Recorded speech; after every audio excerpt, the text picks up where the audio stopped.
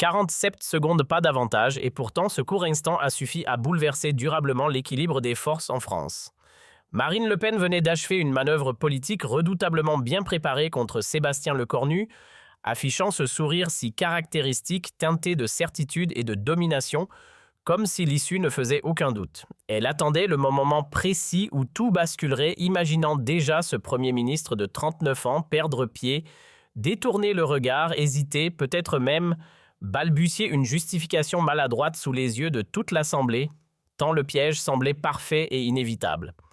Mais la scène n'a pas suivi le script attendu car Lecornu s'est levé avec une lenteur presque calculée sans trace de fébrilité avant de prononcer quelques mots qui ont instantanément figé l'hémicycle dans un silence écrasant, un silence si dense qu'il semblait suspendre le temps lui-même. Ce qui venait de se produire dépassait de loin un échange ordinaire entre adversaires politiques, bien loin aussi de ces affrontements verbaux hebdomadaires devenus presque routiniers au Palais Bourbon, car il s'agissait en réalité d'un moment charnière où un nouveau visage du pouvoir osait défier frontalement l'ordre établi, révélant sans détour que la domination jusque-là incontestée du Rassemblement national au Parlement français touchait à sa fin. Assemblée nationale, Paris, 15 janvier 2026. Pour Marine Le Pen, leader incontestée du Rassemblement national, cela devait être un autre spectacle facile de domination parlementaire totale. Pendant 3 longues années consécutives depuis les élections législatives historiques de juin 2022, la leader du Rassemblement national avait méthodiquement et patiemment construit sa position comme force absolument incontournable de l'opposition française. Toutes les grandes décisions politiques importantes devaient obligatoirement passer par son approbation tacite ou explicite. Les nouveaux premiers ministres successifs devaient composer prudemment avec elle, négocier longuement avec elle, parfois même s'humilier publiquement devant elle pour obtenir son soutien ou au moins sa neutralité bienveillante. Une semaine avant le vote crucial de confiance dans son quartier général politique du 8e arrondissement de Paris, une réunion secrète hautement confidentielle avait eu lieu tard dans la soirée.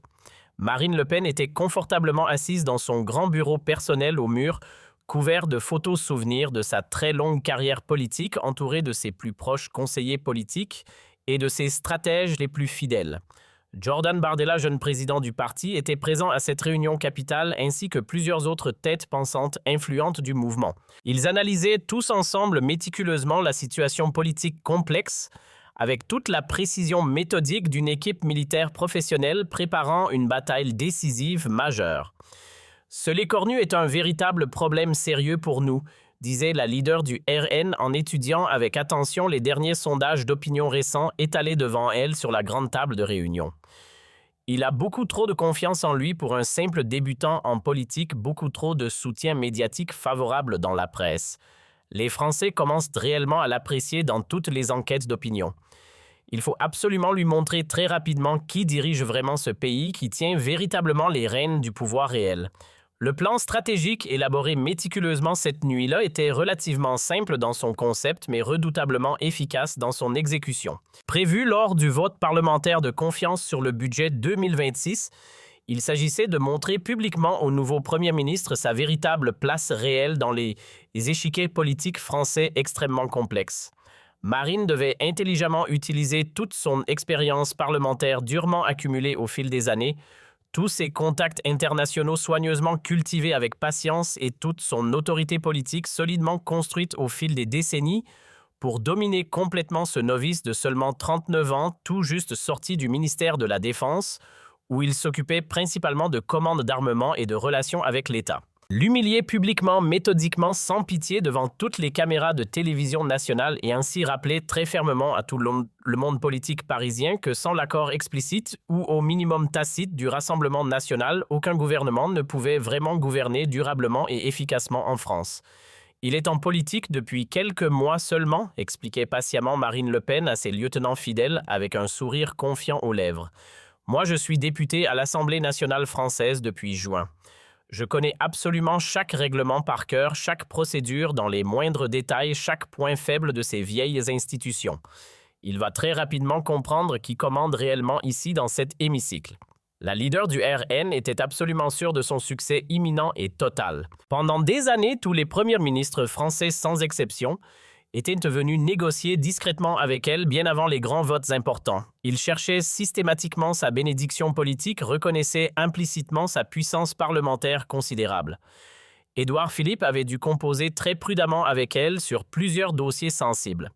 Jean Castex avait activement cherché des compromis tactiques acceptables. Elisabeth Borne avait courageusement tenté de l'ignorer complètement et avait échoué lamentablement. Très rapidement, Gabriel Attal avait finalement fini par céder sur plusieurs dossiers politiques importants. Tous, absolument tous sans exception, avaient joué selon les règles non écrites, mais parfaitement bien établies par le Rassemblement national au fil des longues années. Mais Marine Le Pen a commis une erreur d'appréciation monumentale, une grave erreur de calcul stratégique majeure qui allait lui coûter très cher politiquement. Elle n'a absolument pas compris que Sébastien Lecornu n'était pas du tout comme les premiers ministres précédents qu'elle avait connus et dominés.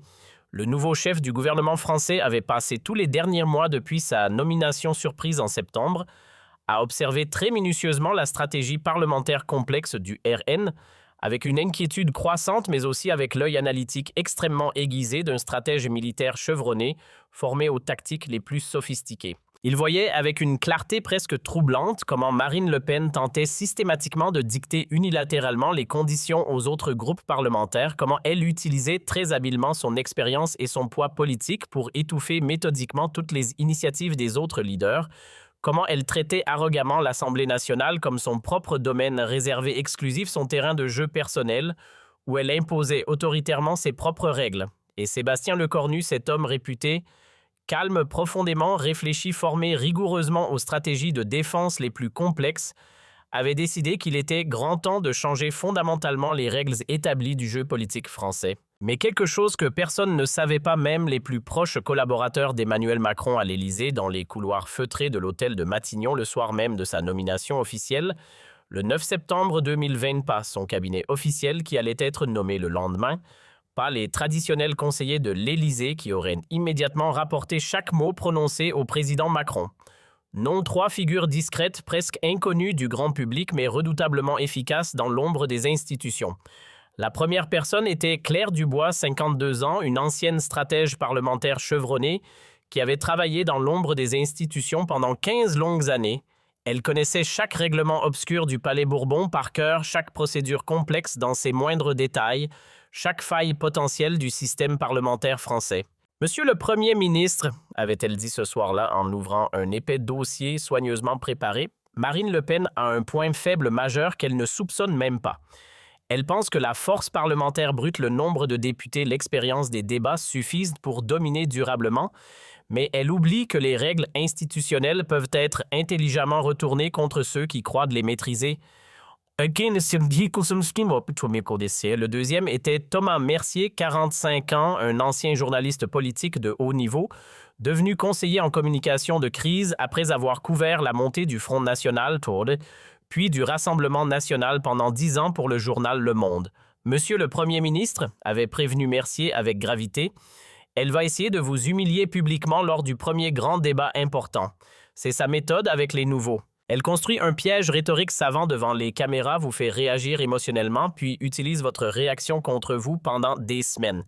Le troisième était le professeur Jean-Marc Fontaine, 67 ans, spécialiste reconnu de la Ve République. Cette nuit-là, les quatre avaient travaillé sans interruption jusqu'à l'aube.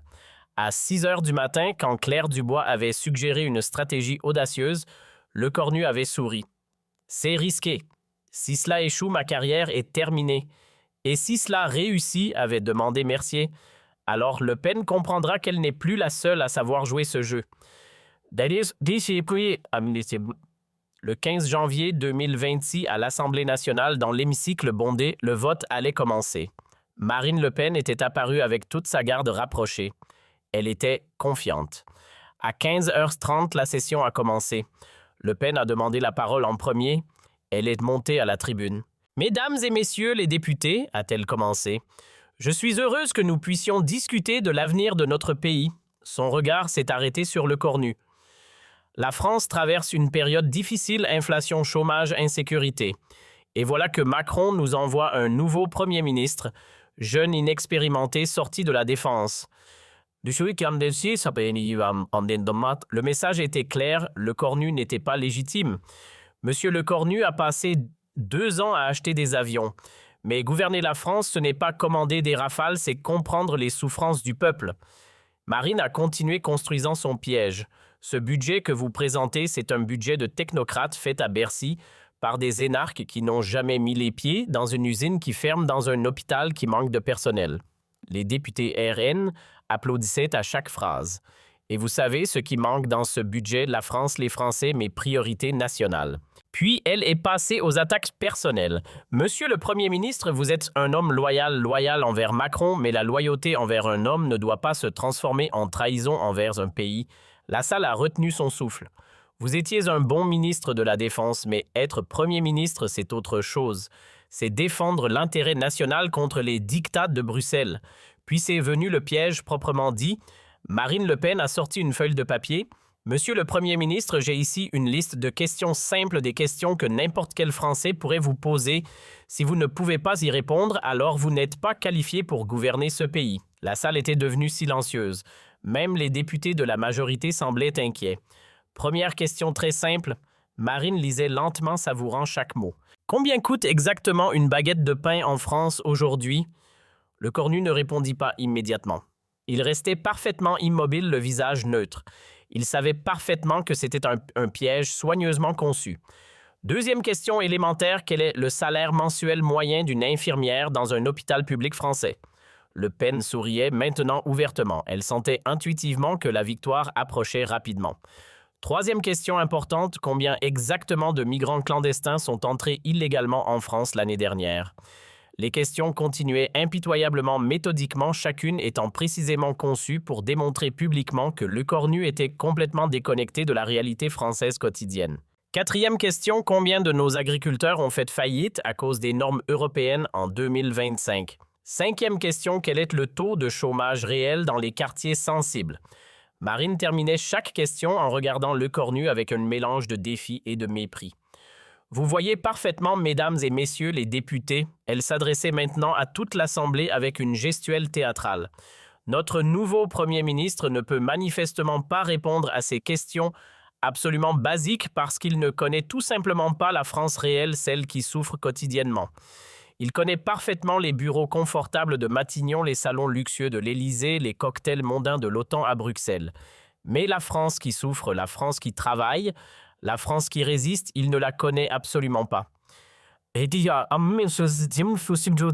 piège était maintenant parfaitement complet. Si Lecornu répondait aux questions, ses réponses seraient vérifiées et critiquées. S'il ne répondait pas, il confirmerait qu'il était déconnecté. C'était un piège parfait, sans issue apparente. Alors voici très précisément ma proposition constructive. Le Pen jouait maintenant sa carte finale avec une confiance absolue. Je propose officiellement que ce vote de confiance soit raisonnablement reporté de quelques semaines, que M. Lecornu prenne le temps nécessaire pour apprendre à vraiment connaître la France, qu'il aille dans nos usines, nos fermes, nos hôpitaux, et quand il sera prêt, quand il connaîtra enfin notre pays, alors nous pourrons voter. C'était une humiliation publique monumentale. Le Pen suggérait essentiellement que le Premier ministre devait retourner à l'école. Et si M. Lecornu refuse cette proposition pourtant raisonnable, elle avait élevé la voix, alors nous voterons contre son budget et nous expliquerons aux Français pourquoi nous avons refusé de soutenir un gouvernement dirigé par quelqu'un qui ne les comprend pas. Marine Le Pen est retournée à sa place avec un large sourire de satisfaction. Tout s'était déroulé exactement comme prévu. Elle attendait la réaction standard des excuses embarrassées des promesses de dialogue. Mais cette fois, c'était radicalement différent. Sébastien Lecornu s'est levé très lentement, presque au ralenti. Il n'avait pas l'air nerveux ou perturbé. Il ressemblait à un homme qui attendait ce moment précis depuis très longtemps. « Madame Le Pen », a-t-il commencé d'une voix parfaitement calme mais étonnamment ferme, « merci pour cette présentation intéressante. » Dans son ton, il y avait quelque chose qui fit que Le Pen s'est instinctivement tendu. Lecornu s'est approché du micro et a regardé Marine droit dans les yeux. Madame Le Pen, merci de me rappeler votre longue carrière politique. En effet, vous êtes à l'Assemblée depuis 7 ans d'expérience parlementaire. Mais permettez-moi de vous rappeler quelques faits objectifs. En 7 ans, combien de lois avez-vous fait voter? Je vais vous le dire, 3. 3 petites lois mineures. 7 ans, 3 lois. Le chiffre était brutal. Combien de vos amendements ont été adoptés? 267 amendements déposés, 8 ont été adoptés, soit 3%. Marine essayait de l'interrompre. Vous parlez d'expérience. L'expérience se mesure en résultats et vos résultats sont décevants. Plusieurs députés s'agitaient. Vous avez été élu député du Pas-de-Calais. Combien de fois y êtes-vous allé l'année dernière? 12 fois, une fois par mois. Félicitations. Le sarcasme était mordant. Vous me demandez le prix d'une baguette. Permettez-moi de vous poser une question. Quand avez-vous acheté une baguette pour la dernière fois? Quand êtes-vous allé dans une boulangerie sans caméra? Le Pen était pâle. Vous me parlez de déconnexion. Vous vivez dans 200 mètres carrés dans le 16e. Vous voyagez en première classe. Vous mangez dans les meilleurs restaurants et vous me parlez de déconnexion. Chaque phrase était un coup. Regardons votre agenda de 2025. Combien de départements avez-vous visité? 23 sur 100. Moi, 67 départements en 2 ans. La comparaison était dévastatrice. Vous parlez des agriculteurs. Combien de temps avez-vous passé dans une exploitation en 2025? 0 jours. Moi, 12 jours dans différentes fermes. Vous mentionnez les infirmières. Savez-vous que votre parti a voté contre la révalorisation des salaires? Les députés RN avaient arrêté d'applaudir. Et maintenant, parlons de votre proposition. Vous suggérez que je prenne quelques semaines pour apprendre? Voici ma réponse: non. Le mot résonnait avec puissance. Non, parce que pendant que vous jouez vos petits jeux, il y a des Français qui attendent des solutions, des hôpitaux qui manquent de personnel, des écoles qui ont besoin de rénovation. Non, parce que je ne suis pas là pour le spectacle, je suis là pour gouverner. Le contraste était frappant. Ce budget représente des mois de travail, des centaines d'heures de consultation.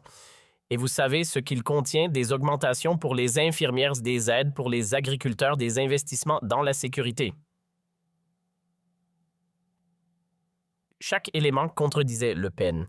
Mais vous n'en avez pas parlé parce que reconnaître que ce gouvernement fait des choses positives ne correspond pas à votre narratif. Alors vous mentez. Les accusations étaient graves.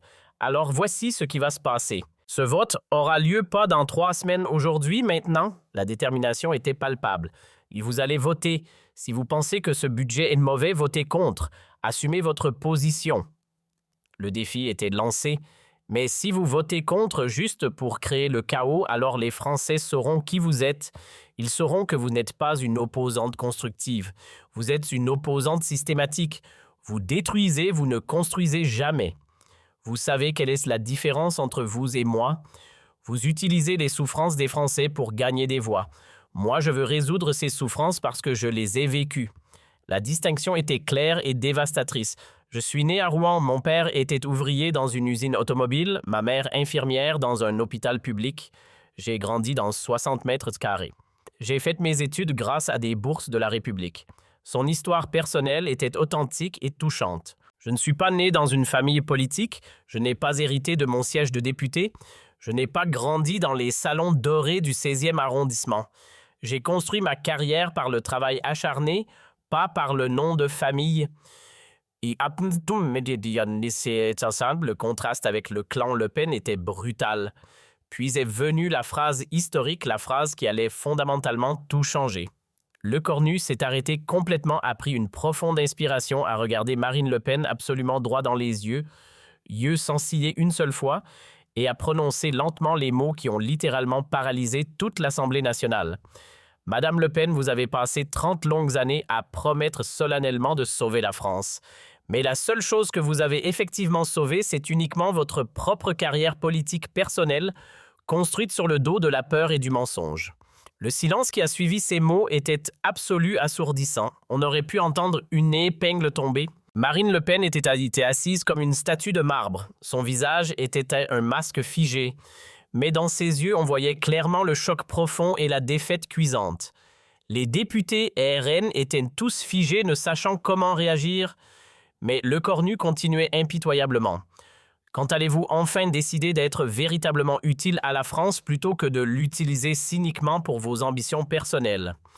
La question terrible est restée suspendue dans l'air comme une sentence de tribunal. Marine Le Pen était totalement sans voix pour la première fois de sa longue carrière.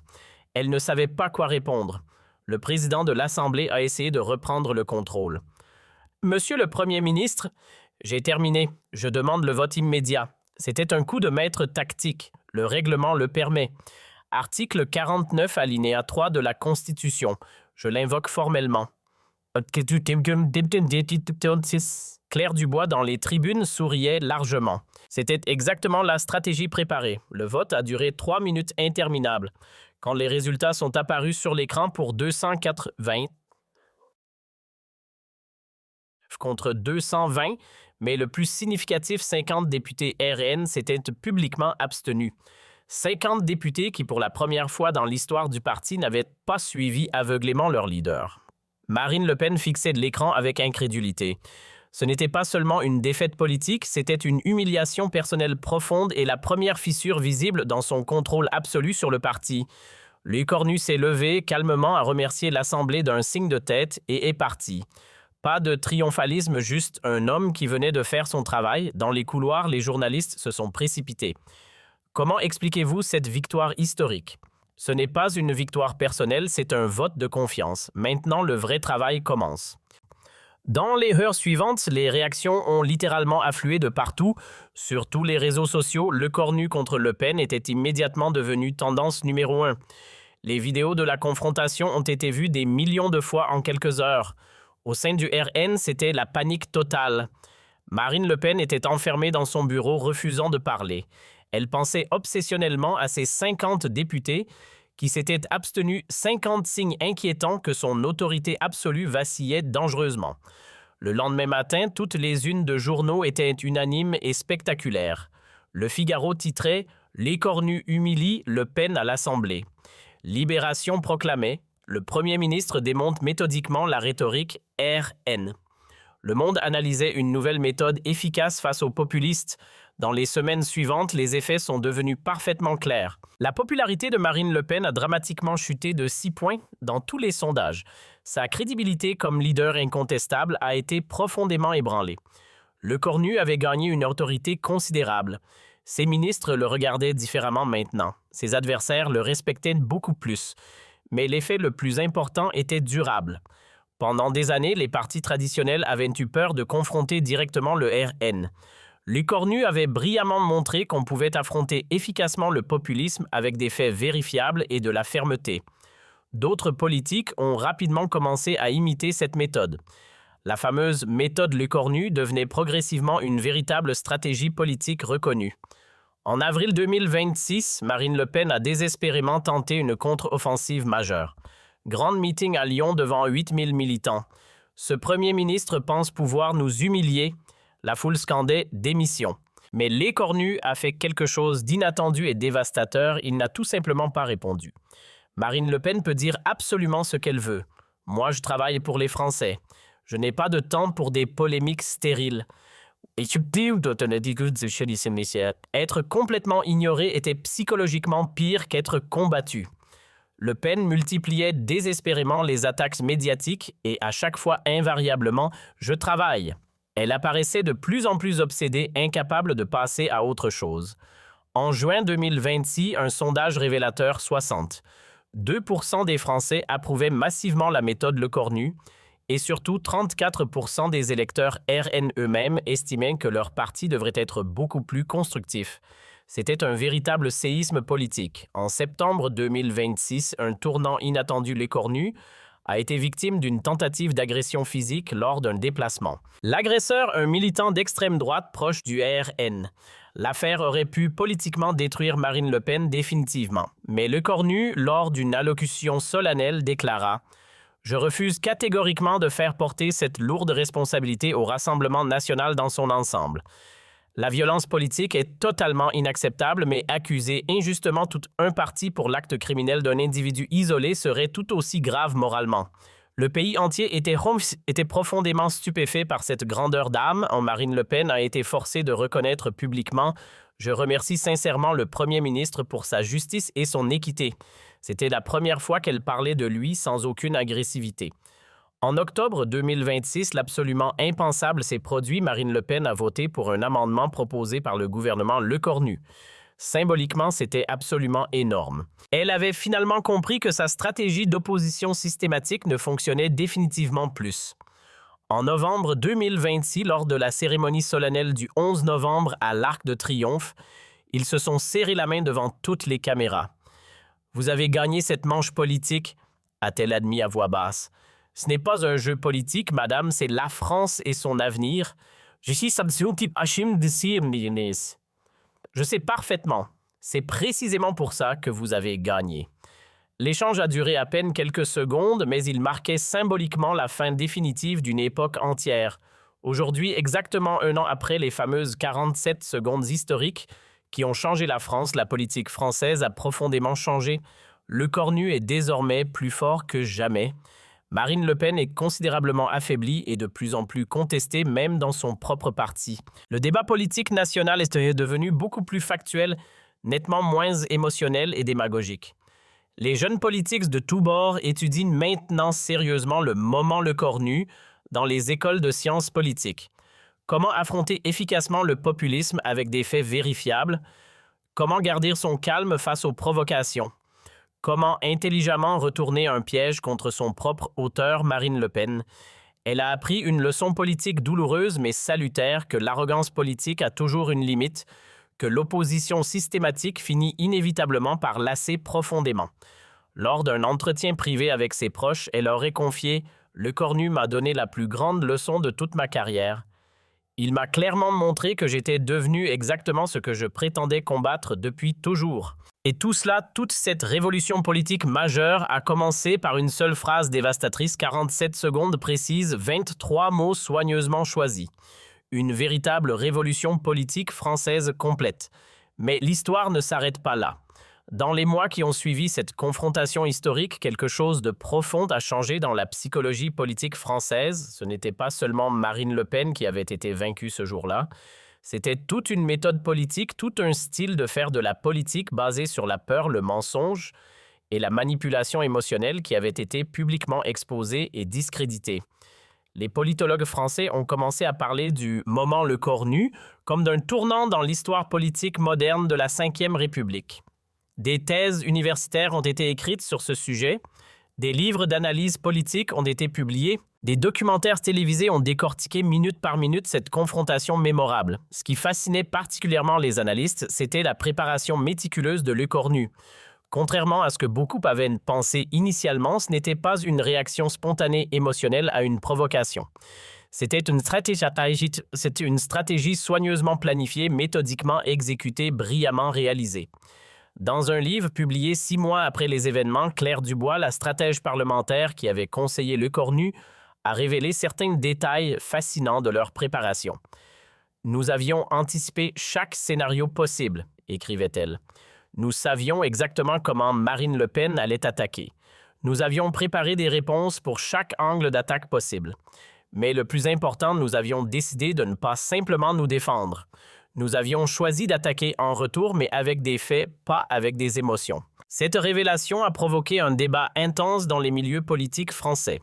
Certains ont accusé Le Cornu de manipulation de cynisme politique. D'autres ont salué son professionnalisme et son efficacité. Mais personne ne pouvait nier les résultats concrets obtenus. La popularité du gouvernement Le Cornu n'a cessé de croître après cette confrontation. Les réformes qu'il proposait, qui auraient normalement rencontré une opposition féroce, passaient maintenant plus facilement au Parlement. Même certains députés RN commençaient à voter occasionnellement avec le gouvernement sur des questions spécifiques. Marine Le Pen, de son côté, a traversé une période extrêmement difficile après cette défaite publique. Pendant plusieurs semaines, elle a pratiquement disparu de la scène médiatique. Ses rares interventions étaient prudentes, mesurées, très différentes de son style habituel, agressif et provocateur. Au sein du Rassemblement national, les tensions sont devenues de plus en plus visibles. Jordan Bardella, le jeune président du parti, a commencé à prendre de plus en plus d'espace médiatique. Certains le voyaient déjà comme le futur leader, celui qui remplacerait Marine Le Pen, quand elle déciderait finalement de se retirer. Les 50 députés qui s'étaient abstenus lors du vote de confiance sont devenus un groupe informel au sein du parti, réclamant une modernisation de la stratégie politique du RN.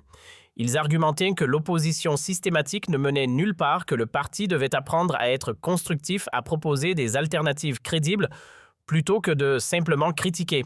En décembre 2026, lors du congrès annuel du Rassemblement national à Nice, ces tensions ont éclaté au grand jour. Pour la première fois dans l'histoire du parti, Marine Le Pen a fait face à une contestation ouverte de sa ligne politique. Un jeune député élu pour la première fois en 2022 a osé la critiquer publiquement depuis la tribune. Madame Le Pen, avait-il dit courageusement devant une salle stupéfaite. Nous vous respectons profondément pour tout ce que vous avez fait pour ce parti, mais nous devons être honnêtes. Notre stratégie ne fonctionne plus. Les Français veulent des solutions, pas des slogans. Ils veulent de la construction, pas de la destruction. Si nous continuons comme avant, nous allons perdre notre crédibilité. La salle avait retenu son souffle. C'était du jamais vu dans l'histoire du RN. Marine Le Pen avait écouté en silence, le visage impassible. Puis, à la surprise générale, elle avait pris la parole non pas pour attaquer le jeune député, mais pour reconnaître partiellement ses arguments. « Vous avez peut-être raison », avait-elle dit d'une voix fatiguée. « Peut-être que nous devons effectivement évoluer. Peut-être que le monde a changé et que nous devons changer avec lui. » Cette déclaration avait fait l'effet d'une bombe dans le paysage politique français. Les médias ont parlé d'un tournant historique. Certains ont spéculé que Marine Le Pen préparait son retrait progressif de la vie politique. Pendant ce temps, Sébastien Lecornu consolidait méthodiquement sa position. En janvier 2027, lors de ses vœux présidentiels, Emmanuel Macron a publiquement salué le travail de son premier ministre. Sébastien Lecornu a montré qu'il était possible de faire de la politique autrement, avait déclaré le président. Il a montré qu'on pouvait être ferme sans être agressif, qu'on pouvait défendre ses idées sans insulter ses adversaires, qu'on pouvait gagner des débats avec des arguments plutôt qu'avec des slogans. Mais cette reconnaissance présidentielle a également créé un nouveau problème pour Lecornu. Sa popularité grandissante a commencé à faire de l'ombre à Macron lui-même. Dans les sondages, les Français exprimaient plus de confiance dans le Premier ministre que dans le président. Cette situation délicate a ravivé les éternelles tensions entre l'Élysée et Matignon. Des rumeurs ont commencé à circuler dans les médias selon lesquelles Macron envisageait de remplacer Lecornu inquiet, de voir son Premier ministre devenir trop populaire et potentiellement un rival pour l'élection présidentielle. Lecornu, conscient de ces tensions, a adopté une stratégie prudente. Il a systématiquement rendu hommage à Macron dans ses discours, a souligné qu'il travaillait sous l'autorité du président, a évité toute déclaration qui pourrait être interprétée comme une ambition présidentielle.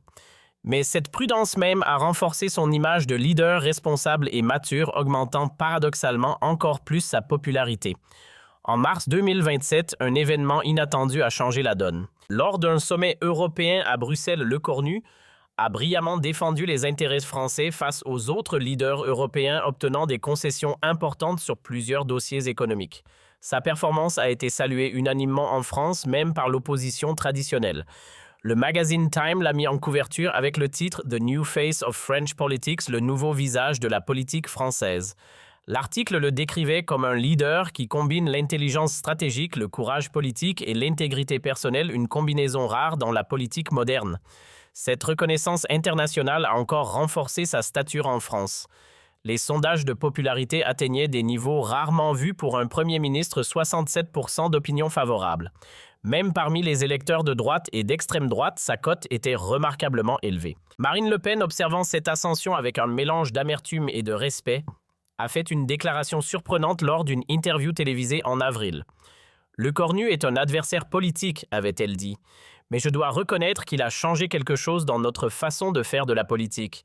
Il a montré qu'on pouvait être efficace sans être démagogue. C'est une leçon que nous devons tous apprendre. » Cette reconnaissance publique de la part de Marine Le Pen a marqué un tournant symbolique. C'était la reconnaissance définitive que le moment Lecornu, du 15 janvier 2026, n'avait pas été un simple incident parlementaire, mais véritablement le début d'une nouvelle ère dans la politique française. Les historiens politiques comparent maintenant ce moment à d'autres grands tournants de la Ve République, le discours de Bayeux du général de Gaulle, ou encore la dissolution de l'Assemblée nationale par Jacques Chirac. Mais au-delà des analyses politiques et des comparaisons historiques, ce qui reste le plus frappant dans cette histoire, c'est la dimension profondément humaine. Un homme de 39 ans, issu d'un milieu modeste, qui refuse de se laisser intimider par une figure politique établie depuis des décennies. Un homme qui décide de dire la vérité calmement mais fermement, même si cela pourrait détruire sa carrière. Un homme qui choisit les faits plutôt que les émotions, l'argumentation, plutôt que la démagogie, le respect plutôt que l'insulte.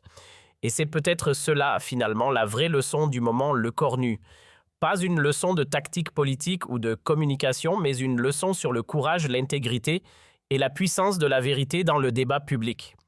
Aujourd'hui, quand les jeunes Français étudient de la politique dans les lycées et les universités, quand ils réfléchissent à ce qu'ils veulent pour leur pays, beaucoup citent cet exemple. Pas parce qu'ils sont nécessairement d'accord avec toutes les politiques de Le Cornu, mais parce qu'ils admirent sa méthode, son style, son refus de céder à la facilité de la démagogie. C'est cela peut-être l'héritage le plus durable de ces 47 secondes qui ont changé la France. Pas une victoire politique temporaire, mais un changement profond dans la culture politique française. Un retour aux valeurs fondamentales du débat républicain, le respect, la vérité, l'argumentation rationnelle. Et tout cela a commencé par un simple choix. Le choix de ne pas avoir peur, le choix de dire la vérité, le choix de croire que les Français méritent mieux que des mensonges et de la manipulation. 47 secondes qui ont prouvé que parfois dans la politique comme dans la vie, le courage et l'intégrité peuvent triompher sur la peur et le mensonge, et c'est une leçon qui résonnera longtemps dans l'histoire politique française. Histoire politique française. Histoire politique française.